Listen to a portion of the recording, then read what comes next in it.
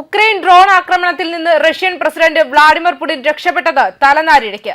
റഷ്യയുടെ നാവിക ദിനാഘോഷത്തിനായി president Vladimir Putin നഗരത്തിൽ ഉണ്ടായിരുന്നപ്പോഴാണ് യുക്രൈൻ കനത്ത ഡ്രോൺ ആക്രമണം നടത്തിയത്. ആക്രമണ സമയത്ത് പുൾക്കോവ് രാജ്യാന്തര വിമാനത്താവളം അടച്ചിട്ടു. 57 വിമാനങ്ങൾ വൈകി, 22 എണ്ണം വഴിതിരിച്ചുവിട്ടു.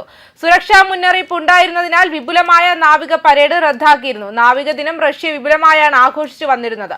യുദ്ധക്കപ്പലുകൾ ഉൾപ്പെടെ നേവ നദിയിലൂടെ പരേഡ് നടത്തുന്ന ചടങ്ങിൽ പ്രസിഡന്റ് പങ്കെടുക്കാറുമുണ്ട്. മാത്രമല്ല, ഉക്രൈനിയൻ ഡ്രോൺ ആക്രമണങ്ങൾ തുടരുന്ന സാഹചര്യത്തിൽ സുരക്ഷാ ആശങ്കകൾ ചൂണ്ടിക്കാട്ടിയാണ് റഷ്യ ഞായറാഴ്ച നാവിക ദിനാഘോഷങ്ങൾ വെട്ടിക്കുറച്ചത്. സെന്റ് പീറ്റേഴ്സ്ബർഗ്, ബാൾട്ടിക് കടലിലെ കാലിനിൻഗ്രാഡ് മേഖല, വിദൂര കിഴക്കൻ തുറമുഖമായ വ്ളാഡിവോസ്റ്റോക്ക് എന്നിവിടങ്ങൾ വാർഷിക നാവിക ദിനാഘോഷങ്ങളുടെ ഓർമ്മയ്ക്കായി സാധാരണയായി നടത്താറുള്ള യുദ്ധക്കപ്പൽ പരേഡുകൾ റഷ്യൻ അധികൃതർ പിൻവലിച്ചിരുന്നു. പ്രസിഡന്റ് വ്ളാഡിമിർ പുടിൻ നാവിക ആസ്ഥാനം സന്ദർശിക്കാൻ സ്വന്തം നാട്ടിലെത്തിയപ്പോഴും സെന്റ് പീറ്റേഴ്സ്ബർഗിലെ പരേഡ് എന്തുകൊണ്ടാണ് റദ്ദാക്കിയതെന്ന മാധ്യമപ്രവർത്തകരുടെ ചോദ്യങ്ങൾക്ക് ക്രെംലിൻ വക്താവ് ദിമിത്രി പെസ്കോവ് മറുപടി നൽകി. ഇത് മൊത്തത്തിലുള്ള സാഹചര്യവുമായും സുരക്ഷാ കാരണങ്ങളുമായി ബന്ധപ്പെട്ടിരിക്കുന്നു. അത് എല്ലാറ്റിനും ഉപരിയാണ്. രാത്രിയിൽ 99 ഉക്രൈനിയൻ ഡ്രോണുകൾ റഷ്യൻ വ്യോമ പ്രതിരോധ സേന വെടിവെച്ചിട്ടതായി റഷ്യൻ പ്രതിരോധ മന്ത്രാലയം അറിയിച്ചു. അന്നു തന്നെ സെന്റ് പീറ്റേഴ്സ്ബർഗിന് സമീപം 51 ഡ്രോണുകൾ കൂടി വെടിവെച്ചിട്ടതായി അവകാശപ്പെട്ടു. ലോമോനോസോവ് പ്രദേശത്ത് ഡ്രോണുകളുടെ അവശിഷ്ടങ്ങൾ മൂലം ഒരു സ്ത്രീക്ക് പരിക്കേറ്റതായി പ്രാദേശിക ഉദ്യോഗസ്ഥർ വ്യക്തമാക്കി. ഡ്രോൺ ഭീഷണിയെ തുടർന്ന് സെന്റ് പീറ്റേഴ്സ്ബർഗിലെ പുൽക്കോവ വിമാനത്താവളം ഞായറാഴ്ച പുലർച്ചെ ഡസൻ കണക്കിന് വിമാനങ്ങൾ നിർത്തിവെക്കുകയും ചെയ്തു.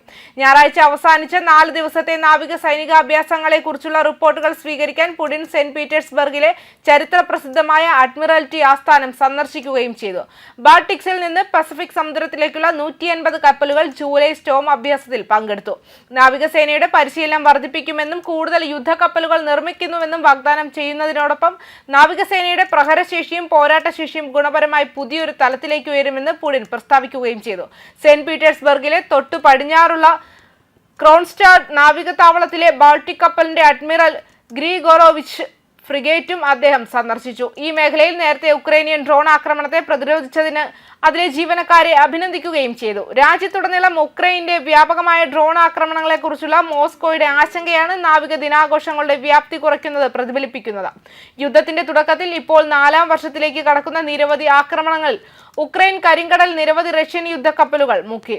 മോസ്കോയുടെ നാവികശേഷിയെ തളർത്തി. റഷ്യ അധിനിവേശ ക്രിമിയയിൽ നിന്ന് നോവോറോയ്സ്കിലേക്ക് തങ്ങളുടെ കപ്പൽ പടയെ വീണ്ടും വിന്യസിക്കാൻ നിർബന്ധിതരാക്കി. ജൂൺ 1 സ്പൈഡർ വെബ് എന്ന രഹസ്യനാമത്തിൽ നടത്തിയ ഒരു ധീരമായ ആക്രമണത്തിൽ ആർട്ടിക് കോല പെനിസുല മുതൽ സൈബീരിയ വരെ റഷ്യയിലുടനീളം ദീർഘദൂര ബോംബർ വിമാനങ്ങൾ ആതിഥേയത്വം വഹിക്കുന്ന നിരവധി റഷ്യൻ വ്യോമതാവളങ്ങൾ ആക്രമിക്കാൻ ഉക്രൈൻ ഡ്രോണുകൾ ഉപയോഗിച്ചു. താവളങ്ങൾക്ക് സമീപം രഹസ്യമായി സ്ഥാപിച്ചിരുന്ന ട്രക്കുകളിൽ നിന്നാണ് ഡ്രോണുകൾ വിക്ഷേപിച്ചത്. ഇത് റഷ്യൻ സൈന്യത്തെ അത്ഭുതപ്പെടുത്തി. ക്രെംലിന് അപമാനകരമായ പ്രഹരമേൽപ്പിച്ചു. ഉക്രൈനെതിരായ വ്യോമാക്രമണം നടത്താൻ മോസ്കോ ഉപയോഗിച്ചിരുന്ന നിരവധി ബോംബർ വിമാനങ്ങളെ ഈ റെയ്ഡ് നശിപ്പിക്കുകയോ കേടുവരുത്തുകയോ ചെയ്തു. കെയ്വിന്റെ ആളില്ലാത്തതും തോക്കില്ലാത്തതുമായ സേനകൾ 1000 കിലോമീറ്റർ മുൻനിരയിൽ റഷ്യൻ ആക്രമണങ്ങളെ നേരിടുന്ന സമയത്ത് കീവിന് വലിയ മനോവീര്യം നൽകി. ഞായറാഴ്ചയും റഷ്യ ഡ്രോൺ മിസൈൽ ആക്രമണങ്ങൾ നടത്തി ഉക്രൈനെതിരെ ആക്രമണം തുടർന്നു. ഉക്രൈന്റെ വടക്കുകിഴക്കൻ ഭാഗത്തുള്ള സുമിയിൽ ഡ്രോൺ ആക്രമണത്തിൽ സിവിൽ ഇൻഫ്രാസ്ട്രക്ചർ സൗകര്യങ്ങൾ, ഒരു അഡ്മിനിസ്ട്രേറ്റീവ് കെട്ടിടം, നോൺ റെസിഡൻഷ്യൽ പരിസരം എന്നിവ തകർന്നു. 3 പേർക്ക് പരിക്കേറ്റു. മേഖലയിലെ മറ്റിടങ്ങളിൽ കുഴിബോംബ് പൊട്ടിത്തെറിച്ച് 2 പുരുഷന്മാർ മരിക്കുകയും മേഖലയിലെ മറ്റൊരു സമൂഹത്തിന് നേരെയുണ്ടായ ഡ്രോൺ ആക്രമണത്തിൽ മറ്റൊരു സ്ത്രീക്ക് പരിക്കേൽക്കുകയും ചെയ്തതായി പ്രാദേശിക സൈനിക ഭരണകൂടം അറിയിച്ചു. ഫ്രഞ്ച് പ്രസിഡന്റ് ഇമ്മാനുവൽ മാക്രോൺ ഞായറാഴ്ച ഉക്രൈനിയൻ പ്രസിഡന്റ് വ്ളാഡിമിർ സെലൻസ്കിയുമായി ഒരു ഫോൺ കോൾ നടത്തി. പിന്നീട് എക്സിൽ പറഞ്ഞു, കീവിനുള്ള ഫ്രാൻസിന്റെ പിന്തുണ അദ്ദേഹം വീണ്ടും ഉറപ്പിച്ചു. കൂടാതെ പൂർണ്ണ യൂറോപ്യൻ പങ്കാളിത്തത്തോടെ ഉറച്ചതും നിലനിൽക്കുന്നതുമായ സമാധാനത്തിലേക്ക് നയിക്കുന്ന ചർച്ചകൾക്ക് വഴിയൊരുക്കുന്ന ഒരു വെടിനിർത്തലിന് സമ്മതിക്കാൻ മോസ്കോയെ നിർബന്ധിക്കാൻ സമ്മർദ്ദം ചെലുത്തുന്നുവെന്നും പ്രതിജ്ഞയെടുത്തു. ന്യൂസ് ഡെസ്ക് കർമ്മ ന്യൂസ്.